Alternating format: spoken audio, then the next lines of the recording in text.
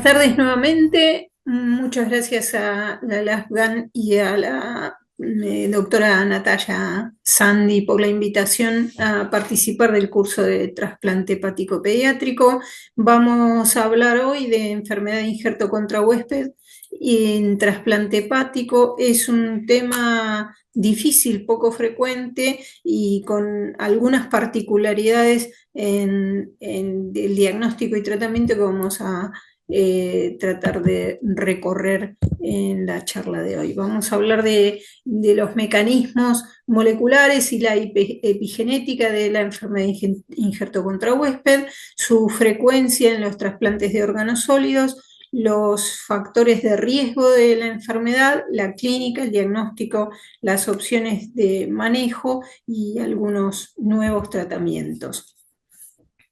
La enfermedad de injerto contra huésped es una complicación afortunadamente muy poco frecuente en trasplante hepático, que está reportada como entre el 0,1 y el 2% de los trasplantes hepáticos, con una elevada mortalidad de 80 al 100%, en cualquier caso mayor al 60%.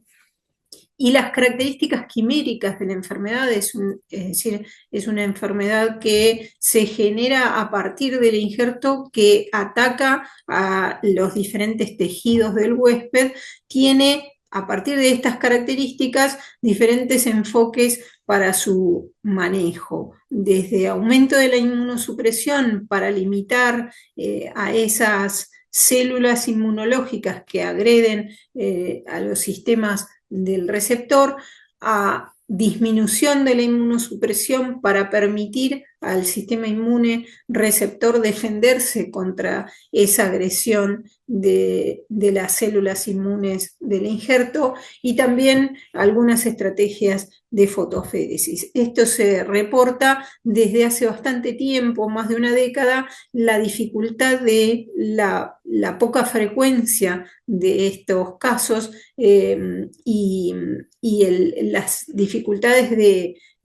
opciones de manejo y tratamiento hacen que no haya una recomendación universal para el tratamiento de estos cuadros. El mecanismo por el cual se producen estas complicaciones se inicia con el manejo del condicionamiento y de la inducción del trasplante con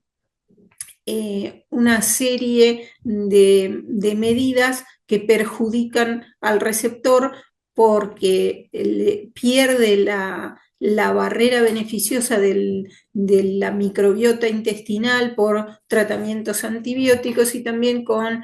tratamientos de inducciones del trasplante como el basiliximab. Se producen daños en los tejidos del huésped y en combinación con la presentación de esas células dañadas a células inmunológicamente activas presentes en el injerto trasplantado, se genera una activación de esas células que van a ir a provocar daños en diferentes tejidos del receptor. Es importante tener en cuenta que este cuadro, el trasplante que más frecuentemente lo tiene es el trasplante de médula, e incluso los grados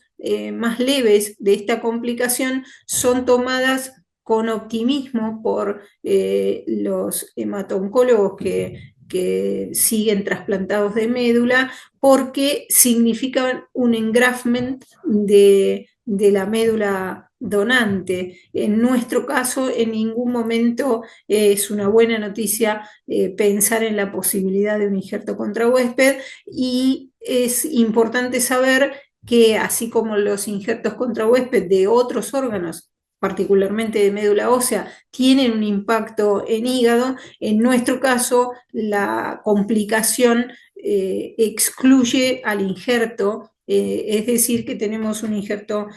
con muy buenos resultados de funciones, de test de función hepática,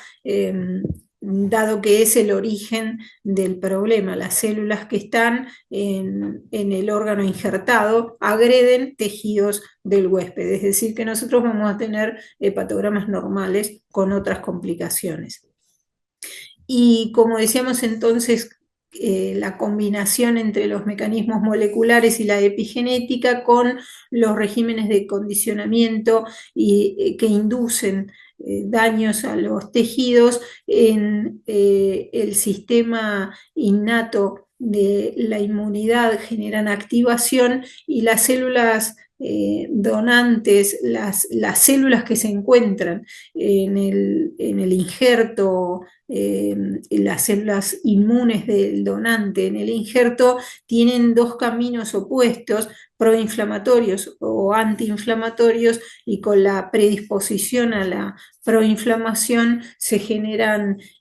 una serie de citoquinas que van a ir a provocar daños en los órganos del receptor. Como dijimos, en nuestro caso, no en el hígado, sino en la piel. Clásicamente vamos a ver el eritema de palmas y plantas u otros exantemas más generalizados, en tracto gastrointestinal, con úlceras orales, cuadros febriles, diarreas como presentaciones más frecuentes. ¿Y por qué se torna importante conocer el mecanismo molecular, más allá de la dificultad en la comprensión de estos mecanismos con metilación de ADN, con modificaciones de ARN, con ARN mensajeros? El mecanismo molecular lo que hace, además de ofrecernos herramientas para el diagnóstico, también ofrece la posibilidad de targets de tratamiento que en el último tiempo han permitido el desarrollo de algunas moléculas que pueden ser beneficiosas para tratar esta complicación con tanta mortalidad. Es una complicación poco frecuente en general en los trasplantes de órganos sólidos, pero altamente fatal, con, como dijimos, los leucocitos inmunocompetentes del injerto del órgano trasplantado se activan contra los tejidos del receptor. Esto ocurre típicamente entre las 2 y las 12 semanas del trasplante, y su frecuencia en hígado es muy baja, de 0,1 a 2%, como dijimos, con más de 60% de mortalidad. Y en adultos está la mortalidad que se buscan los factores de riesgo de este injerto contra huésped fatal, con una sobrevida tan corta como 68 días con esta complicación. Y lo que encuentran los reportes de adultos con trasplante hepático con enfermedad de injerto contra huésped es que uno de los factores de riesgo más evidentes en los diferentes análisis es la discrepancia entre la edad del receptor mayor a 20 años con la edad del injerto, y eso no nos ocurre claramente en pediatría. También los regímenes de inducción con basiliximab, y de manera interesante,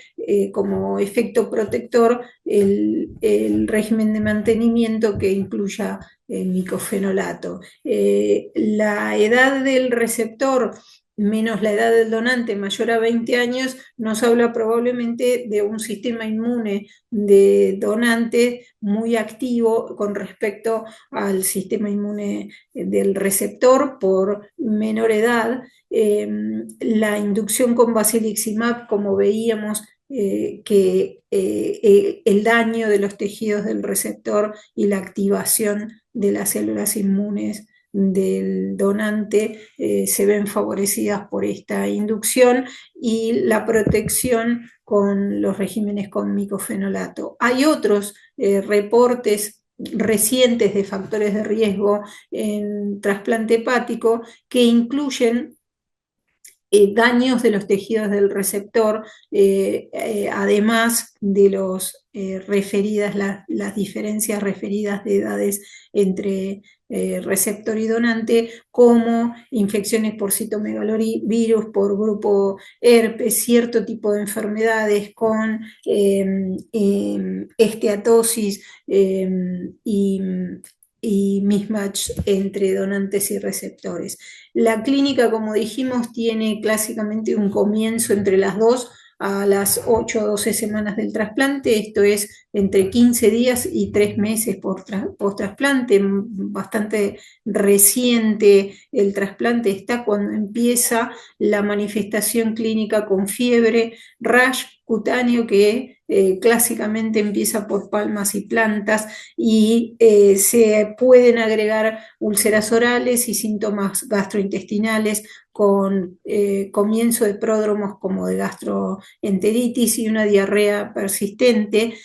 citopenias que pueden llegar hasta la aplasia medular. Y en un reporte reciente lo interesante es que se comparó los cuadros de adultos con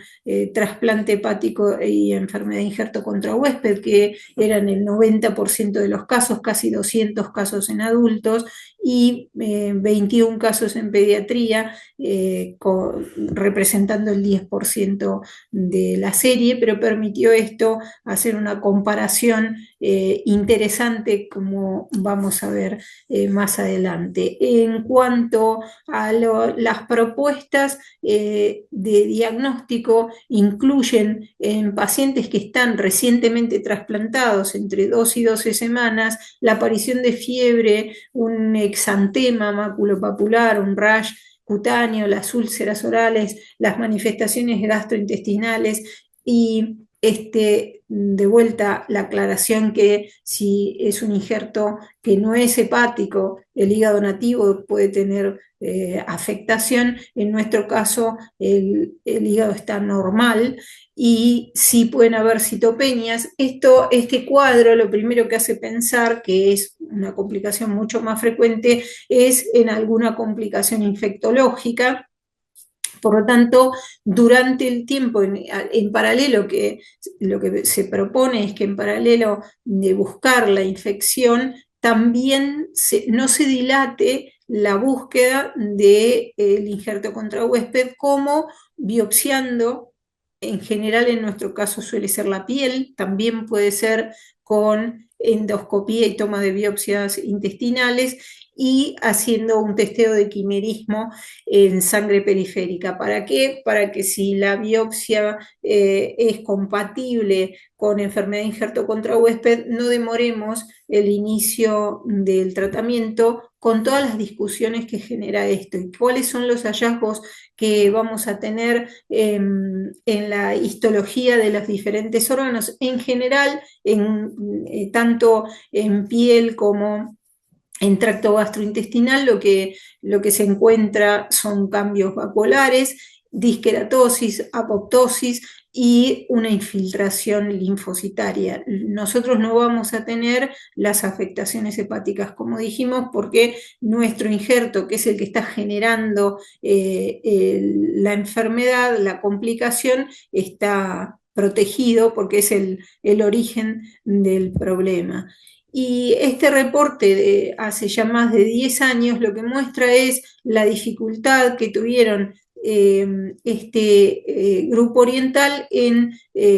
pacientes con injerto contra huésped adultos, en los que tomaron los dos caminos, fuera mantener o aumentar la inmunosupresión o disminuirla, y fallecieron de cualquier manera. Y esta explicación puede estar dada en este trabajo más reciente, que es el que veíamos de los casi 200 adultos con injerto contra huésped y 21 pacientes pediátricos con esta complicación, en los que se ve en azul, en celeste, un aumento de la inmunosupresión,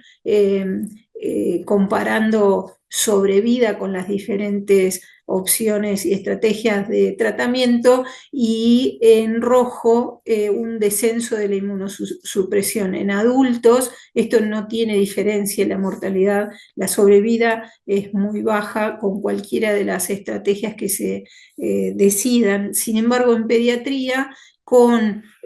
un aumento de la inmunosupresión, la mortalidad, la sobrevida es baja, la mortalidad es alta, y con un descenso de la inmunosupresión es cuando se consiguen la mejor sobrevida. En grupos que tienen muy claramente establecido el trasplante de médula ósea, los algoritmos de manejo incluyen inicialmente los pulsos de corticoides a 2 miligramos por kilo y una disquisición respecto de si involucran piel, tubo gastrointestinal o médula ósea. Si hay respuesta, el descenso de los corticoides, y si no hay respuesta, rápidamente pensar en si involucra la médula, en trasplantar médula ósea, y si no, pasar a segundas líneas de inmunosupresores como ruxolitinib, que vamos a hablar más adelante. En trasplante hepático y trasplante renal, las opciones de tratamiento, como se ve en la tabla, son múltiples. No han dado muy buenos resultados, como vimos en los cuadros previos. Sin embargo, el ruxolitinib parece tener una perspectiva mejor, y ese grupo de fármacos inhibidores de JAK podrían ser una opción de tratamiento efectivo, así como las sesiones de fotoféresis. ¿Y cuál es el objetivo de los tratamientos? Es limitar la agresión de las células inmunes donantes contra los tejidos del receptor, y de esa manera evitar el progresivo daño y la evolución fatal de esta complicación. A eso están dirigidos las moléculas de tratamiento, como se ve en la imagen, las diferentes moléculas para tratar de detener la activación o limitar la producción de citoquinas a partir de la activación de las células inmunes donantes, y también proteger y regenerar las células receptoras. Hay un rol de la fotoferesis extracorpórea, que es un procedimiento que retira células del paciente, las expone a soraleno y estímulo lumínico, que generan la modificación de estas células, y después se reinfunden para lograr un equilibrio, una regulación de todo este desbalance inmunológico que genera esta complicación. En los nuevos tratamientos, los inhibidores JAK, que son inhibidores de Janus-quinasa. Hay un grupo de moléculas, un grupo de medicamentos que han sido utilizados ya para diferentes patologías inmunológicas, reumatológicas, y particularmente el ruxolitinib, que es inhibidor de JAK1 y 2, podría tener un rol con buenos resultados en la regulación de esta complicación del injerto contra huésped. Son un nuevo grupo de inmunosupresores que lo que hacen es regular la respuesta a lo inmune, mejoran las funciones, downregulando la expresión de citoquinas proinflamatorias y moléculas de adhesión, y disminuyendo el estrés oxidativo. Particularmente para el injerto contra huésped, el ruxolitinib es el que está siendo utilizado y probablemente tenga resultados promisorios, con los efectos adversos que suelen tener los diferentes inmunosupresores, como son infecciones o supresión de médula ósea. Para terminar esta visión de la complicación poco frecuente de la enfermedad de injerto contra huésped en trasplante hepático pediátrico, tenemos que considerarla, sospecharla, tratar de diagnosticarla tempranamente por su elevada mortalidad, y porque el manejo es difícil, las diferentes opciones pareciera que la más conveniente en pediatría sea disminuir la inmunosupresión. Esto es difícil en el contexto de una respuesta inmunológica, que una reacción habitual es tratar de aumentar la inmunosupresión. Sin embargo, pareciera que en pediatría sería conveniente al menos disminuir los esquemas habituales de inmunosupresión y pensar en los nuevos tratamientos que están siendo evaluados, como la fotoferesis extracorpórea, que está disponible en nuestro medio y que podemos utilizarla, y los inhibidores JAK, particularmente el ruxolitinib, que tiene resultados promisorios. Muchas gracias por la atención y, como siempre, les dejo mi contacto por consultas o dudas que pueda responder.